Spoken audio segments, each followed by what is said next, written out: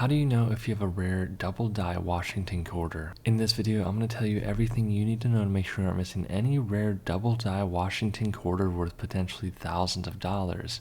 Welcome back to Old Money Prices. If this is your first time here and you want to learn more about rare coins and paper money, start now by subscribing and clicking the bell so you don't miss anything. First, we have a 1950 D over D 25-cent Washington quarter double die reverse. Now, reverse means the back of the coin, obverse means the front of the coin. In this example, if you flip the coin over on the back, bottom, center of the coin, you can see the D mint mark. The D stands for Denver, and this mint mark was double struck. If you zoom in and get magnification, you can see it looks like a D over D strike. This will make your 25-cent quarter worth more money. This coin sold for $37. Next, we have a 1941 25-cent coin graded as an AU, meaning almost uncirculated 55, and it has the double die obverse. So if you look on the front of the coin, you can see doubling happening on areas of the coin. This example is harder to see, but the more dramatic, the more obvious the doubling is, the more money it's likely going to bring in auction. This one sold for $48. Here we have a 1943 Washington quarter with a double die obverse graded as a VF, meaning very fine 20. You can see the condition of the coin is much lower than the previous ones I've showed you, and even if the coin is in worse condition, it can still bring a good amount of money, just like this one did. If you look on the front of the coin, you can see very minor doubling happening, and that's why this coin brought $63. Here we have a 1942 D for Denver 25-cent Washington quarter double die obverse graded by NGCA VF35. See, the coin is pretty beat up. There's a stain on the right, there's dirt everywhere. It's been in circulation, but this coin still brought good money. Because it has the doubling on the front, this coin sold for $173. So if you have quarters or any coins that you're going through, you want to look for any doubling that's happening on the front or the back of the coin, because this could make the coin worth hundreds of dollars. So get your loupe out, get your magnification glass out to look for these double dies. Here we have a 1934 25-cent coin double die obverse graded a VF20. Areas you want to be looking at are Liberty, In God We Trust, Washington, and the date. These are typically going to be the areas that have double die. This coin sold for $218. Now, if this same 1934 coin was in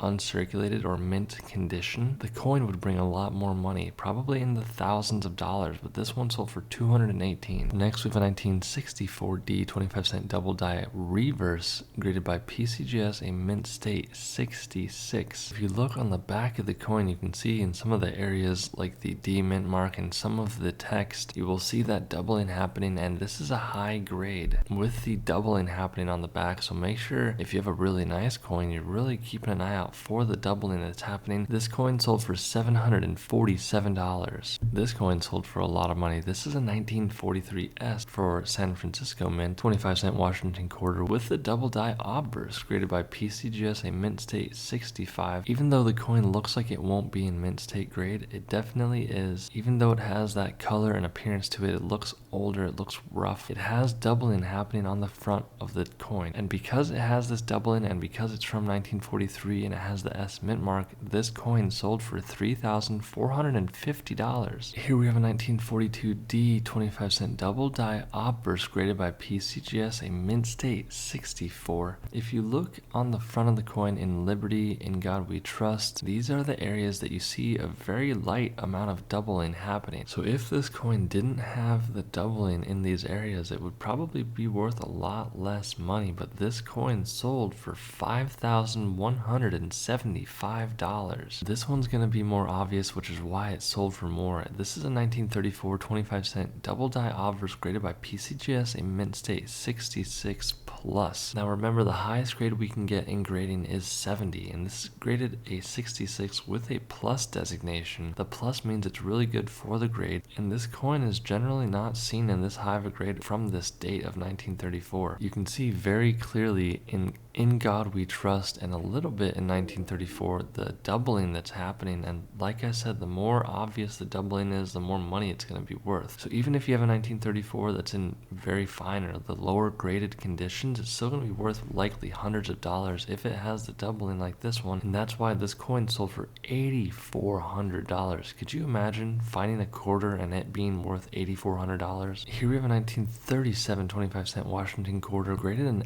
MS 64 with a double die obverse. The 1937 quarter in general is going to be a more rare type of coin. It's going to be worth good money, but the fact this has doubling on it is a double whammy. So if you have a 1937 quarter, it's going to be worth good money, but if it has doubling on it, it's going to be worth even more money, and this coin sold for $15,000. Hit that subscribe button. It really does help out with the YouTube algorithm. Stay tuned for more, and I'll see you guys in the next video.